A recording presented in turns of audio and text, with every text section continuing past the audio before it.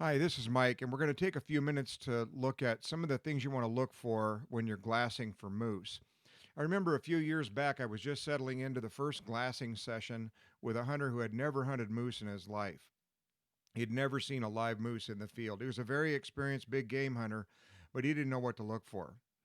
His very first question as we got settled in for a long glassing session on our first hunt day was, "All right, Mike, what in the world am I looking for?" It was a great question, and it told me a lot about the guy. He knew enough to know that there are certain visual cues to look for with any big game species, and they're different from one species to another. So, all he needed to know from me as we began our glassing session was what kind of things he needed to look for when he was glassing for moose. We're going to take a few minutes to look at some of the specific things you're going to look for when you're glassing for moose in this little short video. These visual cues will help you determine whether you're looking at a stump, a bear, or a moose, and they'll also help you determine the sex of the moose that you're looking at. Is it a bull or a cow? And we'll look at some visual cues on all of that. So let's go ahead and jump into that right now. This is a younger bull sneaking along a willow patch, and you can look at the body color. He looks really dark brown, almost black on the lower body, and some parts of his face as well. But up towards the shoulder hump, it gets a lot lighter, and along the back as well, right in the backstrap area, and then a little bit over the rump, a little bit lighter color there. Also, you'll notice a lot of moose have a dark stripe right down the middle of their spine. So we're going to take a look at this as we go farther in here, but I want you to notice on this younger moose, he's not quite black on the lower body, but he's pretty dark, and then he's got a lighter shoulder area. Older cow moose also are dark in the lower half of their body, almost black at times, but they're lighter in the shoulders and also along the back, like we saw with that younger bull. This is a mature bull, and you can see he's a bit darker on the lower body, but he still has that light area up in the shoulder as well. But notice how much darker he is than the cow.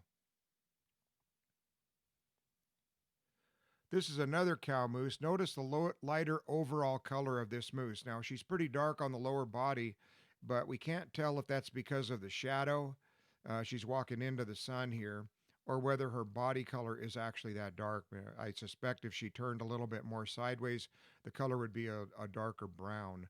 But again, you've got that lighter area in the shoulder getting darker towards the mid body. This is an older cow.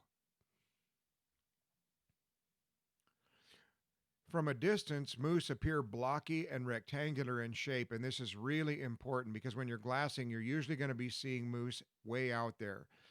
This moose is quite a bit closer than we would normally spot on our initial glassing efforts, but you can see the rectangular body shape. It's a little bit rounded on the corners, but generally you look like it's looking like a black or a very dark rectangle shape, as opposed to brown bears or grizzlies, which appear more rounded.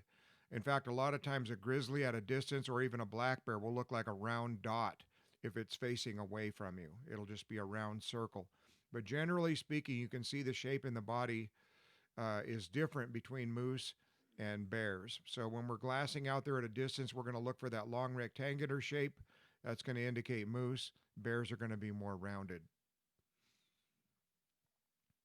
This cow and calf have the same blocky shape that we saw previously and the lighter upper body color.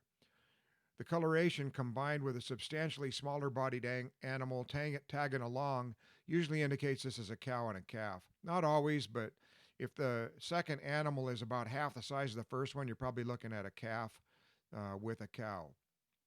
By the way, anytime you see a cow and a calf together, don't give up. There might be a bull in the area. Bulls do tend to hang around with these cows and calves until they find a cow that's in estrus and ready to breed. Anyway, the point here is that this cow and calf, you notice the body size difference, so that's usually a clue that you're looking at a cow with a calf, and also there's a substantial size difference. Now, these cows will keep these calves around with them for a couple of years, so that calf will eventually be almost as big as the cow, even though the cow is not ready to breed yet. So you'll get that, you'll still have that size difference, but it won't be quite as dramatic when that calf is a 2 year old. This is the same cow and calf seen without magnification, and the calf is behind the cow, but again, we're looking at that rectangular body shape with a little bit of rounding on the edges. Here's another cow and calf at a distance, and they're readily distinguished as a cow and a calf by the substantial difference in body size. Mature cows or mature bulls and cow moose may also show a size difference. Sometimes the bulls are bigger, but they're not going to be that much bigger as we see in this picture with this cow and calf. Okay, so far we've looked at cows from a distance, but sometimes they appear close up. And this is a cow and a calf walking away from us. The thing you want to notice at close range like this is the vulva patch on this cow to the left. The head is down, so we can't tell if it's a bull because we can't see the head. We don't know if there's antlers or not. But looking at that white patch under the tail, that's the vulva on a cow. And that always is an indicator that you're looking at a cow moose. This is the same cow and calf. The cow's body is still quartering away from us a little bit, even though she's got her head towards us. But you can see that white patch under her tail, that vulva patch. Also, notice the color. The cow is a little bit darker on the lower body, but light on the upper body. And that also can be an indication that whether it's a bull or a cow, bulls tend to be a little bit darker than the cows. This is another cow, and that light-colored vulva patch is clearly visible right below the tail there. By the way, this cow appears quite a bit darker in color, and the reason for that is because it's been raining. When the hair gets wet, it tends to appear darker. Here's a rear-facing view of a larger bull. The first thing we want to note here, obviously it's a bull because we can see his antlers, but if his head was down in the willows and we couldn't see it, we would know that this is a bull because there's no vulva patch below his tail, even though his rear end is facing towards us. So that's the first indication that we're looking at a bull if we can't see the antlers.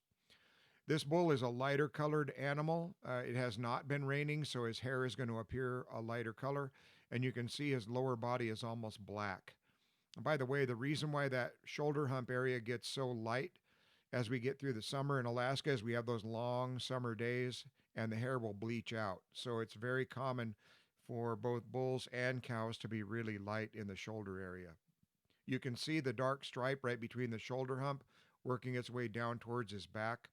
And the reason why I want to point that out is because we use that line when we're caping an animal for a shoulder mount. You can just follow right in the center of that black line, and you know you're not going to get off center with your cut. We'll talk about that later on.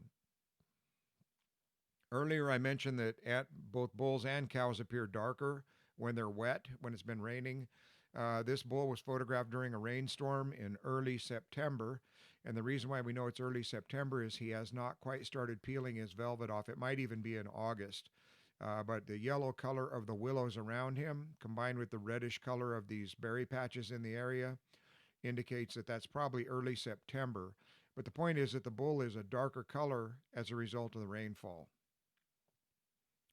Now, just like with deer, we don't always get a view of an entire animal standing broadside on a hillside. So you want to learn to look for parts of a moose. The animal in the center of this picture is a young bull, and he's looking right at us. You can just see the side of his head, but he's hidden behind the willows. A lot of times, all you're going to get is an antler sticking up above the brush. Several times I've killed moose over the years with clients where our first indication was just the tops of the antlers or a palm sticking out of the willows somewhere. So learn to look for those parts of moose. All right, let's go ahead and summarize what we've learned here. First of all, moose and brown bears are similar in color, but very different in body shape. Bears are going to be roundish, and moose are going to be squarish or rectangular in shape. Bulls are generally darker than cows, but not always. The upper shoulder area, in the shoulder hump especially, is going to be lighter colored because of the bleaching action of the sun. And generally speaking, if you see a large moose together with a small one, you're probably looking at a cow with a calf. But don't disregard these moose because bulls will often hang out with cows and calves until they find a cow that's in estrus. And then finally, you're going to want to look for that whitish vulva patch on cow moose that's visible when the animal's walking straight away. And as you can see here, that cow on the right, you can see that white patch right under her tail. That's always a good clue that you're looking at a cow. Okay, those are some general things to look for to identify moose from the spotting hill out in the field.